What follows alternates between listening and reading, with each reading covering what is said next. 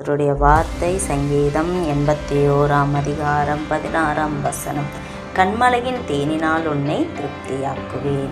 பிரியமான தேவ பிள்ளைகளே, கர்த்தருடைய வார்த்தைக்கு நீங்கள் செவி கொடுக்கும் பொழுது, கர்த்தருடைய வார்த்தையின்படி நீங்கள் செய்யும் பொழுது, கர்த்தர் உங்களை கண்மலையின் தேனினால் உங்களை திருப்தியாக்குவார் என்று வேதம் சொல்லுகிறது. வேதத்தில் எழுதப்பட்டிருக்கிறது. சங்கீதம் 17:15 நானோ நீதியில் உம்முடைய முகத்தை தரிசிப்பேன், நான் விழிக்கும் பொழுது உமது சாயலால் திருப்தியாவேன் என்று கர்த்தர் சொல்லுகிறார். என்னுடைய சாயலில் நீங்கள் திருப்தியாவீர்கள் என்று வேதம் சொல்லுகிறது. என் ஜனங்கள் நான் அளிக்கும் நன்மையினாலே திருப்தி ஆவார்கள் என்றும் வேதம் சொல்லுகிறது.